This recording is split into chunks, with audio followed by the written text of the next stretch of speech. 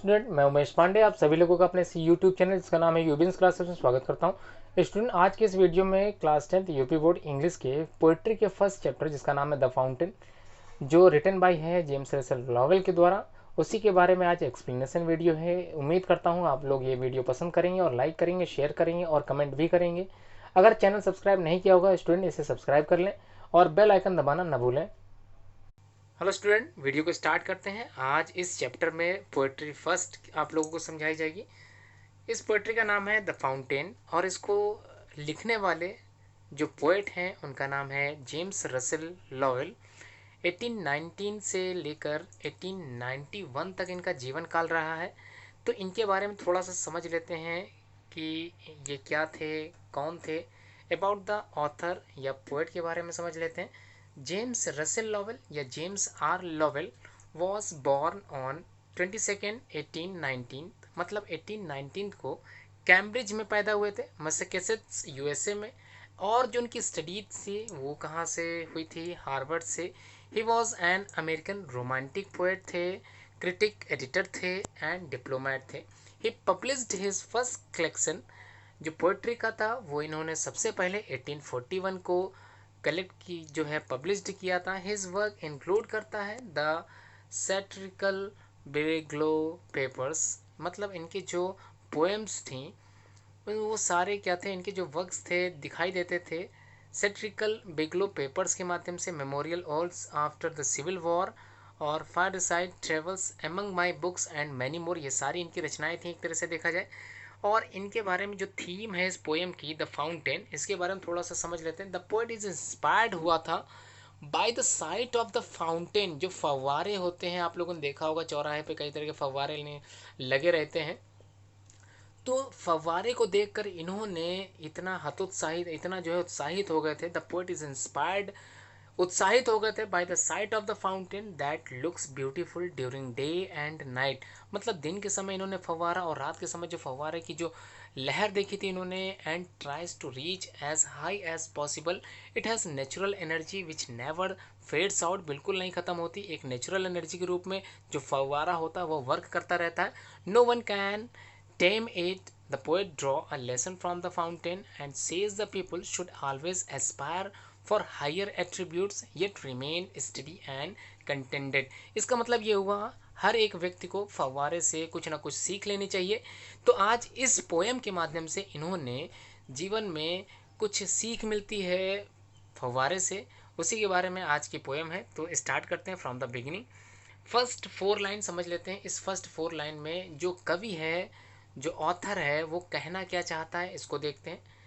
Into the sunshine full of the light leaping and flashing from morn till night. देखो यहाँ पर बच्चों ध्यान से समझना, सनशाइन का मतलब होता है धूप के समय, लाइट का मतलब होता है प्रकाश, लिपिंग एंड फ्लैशिंग चमचमाते हुए, कब से कब तक, मॉर्न मतलब होता है मॉर्निंग और नाइट का मतलब रात में। तो कवि कहना चाहता है, कवि क्या कहना चाहता है? कवि फव्वारे को देखकर कहता है कि फव्वारा जो होता है वो सूर्य के प्रकाश में उछलते और चमकते हुए सुबह से लेकर रात तक अपना कार्य करते रहते हैं, निरंतर चला करते हैं, कार्य करते रहते हैं बिना थके हुए। अगली पंक्ति जो समझाई गई है इसको समझ लेते हैं। यहाँ लिखा है into the moon light whiter than snow waving so flower like when the winds blow. यहाँ तक स्टूडेंट समझ लेते हैं, व्हेन द विंड्स ब्लो तक। तो इसमें कवि क्या कहना चाह रहा है? कवि कहना चाह रहा है कि चांद के प्रकाश में, मूनलाइट मतलब चांद के प्रकाश में, वाइटर देन स्नो इतना सफ़ेद जैसे बर्फ का टुकड़ा। तो चांद में या चांद के प्रकाश में फव्वारा बर्फ से भी अधिक सफाई सफ़ेद दिखाई पड़ता है। और वेविंग सो फ्लावर लाइक, जब हवा चलती है तो जो फूल आप लोगों ने लहलहाते हुए देखे होंगे, बिल्कुल उसी तरह जब तेज हवाएं चलती हैं तो वह फूलों के समान हिलता हुआ दिखाई देता है। व्हेन द विंड्स ब्लो, जब हवाएं चलती हैं तो बिल्कुल फूलों की तरह वो हिलता हुआ दिखाई देता है। अगली पंक्ति जो है into the star light रसिंग in spray happy at midnight happy by day. तो स्टूडेंट यहाँ पर फव्वारों के बारे में क्या कह रहा है कभी देखते हैं। फव्वारा जो होता है वो तारों के प्रकाश में, स्टार लाइट मतलब तारों के प्रकाश में, तो क्या कर रहा है? फुहार फेंकता हुआ अपना कार्य जारी रखता है। वह आधी रात के समय प्रसन्न रहता है, happy at midnight. Student midnight का मतलब ही होता है आधी रात के समय। वह आधी रात के समय प्रसन्न रहता है और दिन में भी हैप्पी बाय डे, और दिन में भी बिल्कुल वही खुशहाली उसके चेहरे पर रहती है। तो ये थी इस पंक्तियों का आशय। अगली 4 पंक्तियों के बारे में भी जान लेते हैं। क्या कहा है कवि ने? कवि ने कहा है ever in motion, blithesome and cheery, still climbing heavenward, never a weary। तो स्टूडेंट यहाँ इस पंक्तियों से क्या आशय है? फव्वारा जो होता है वो सदैव गति करता रहता है, मोशन में रहता है, मोशन मतलब गति, और प्रसन्न तथा आनंदित दिखाई देता है, अर्थात ब्लिथसम एंड चियरी, हमेशा उसके मुख पर प्रसन्नता रहती है। वह सदैव आकाश की ओर जाता हुआ दिखाई देता है और कभी कभी अपने कार्य से थकता नहीं है। नेवर आ वेरी, कभी भी परेशान नहीं होता है। अगली पंक्तियों में कवि क्या कहना चाहता है? Glad of all weathers, still seeming best, upward और डाउनवर्ड्स, मोशन थी रेस्ट। इसका मतलब ये हुआ, जो फव्वारा होता है प्रत्येक मौसम में प्रसन्न दिखाई देता है। वेदर्स मतलब मौसम होता है यहाँ पर, तो ग्लैड मतलब खुशी के साथ हमेशा प्रसन्न दिखाई देता है और सबसे अच्छा दिखाई देता है। स्टिल सीमिंग बेस्ट, सबसे अच्छा दिखाई देता है। कभी ऊपर की ओर, अपवर्ड मतलब होता है ऊपर की ओर पानी फेंकता है, और कभी नीचे की ओर पानी फेंकता हुआ दिखाई देता है। डाउनवर्ड मतलब नीचे की ओर। चाहे फव्वारा ऊपर जाए या नीचे जाए, वह सदैव चलता ही रहता है, उसकी गति ही उसका विश्राम है। अर्थात जो मोशन होता है वो उसका रेस्ट होता है। उसी मोशन करते समय वो अपने आप की थकावट को दूर कर लेता है। अगली पंक्तियों में कवि क्या कहना चाहता है, आइए समझते हैं। लिखा है full of nature, nothing can time, changed every moment, ever the same. तो इसका मतलब यह हुआ कि यह जो फव्वारा होता है प्रकृति द्वारा दी हुई शक्तियों से भरा हुआ होता है। इसे नियंत्रित करना असंभव है, मतलब इसको नियंत्रित नहीं किया जा सकता, असंभव है। Nothing can time, change every moment, इसका मतलब यद्यपि यह प्रत्येक क्षण परिवर्तित होता रहता है, चेंज होता रहता है, फिर भी सदैव वैसा ही रहता है और अपना कार्य करता रहता है। एवर द सेम, बिल्कुल वैसे ही बना रहता है और हमेशा अपना कार्य क्या करता है? करता रहता है। अगली पंक्तियों में कवि का क्या ऐसा है, आइए जानते हैं।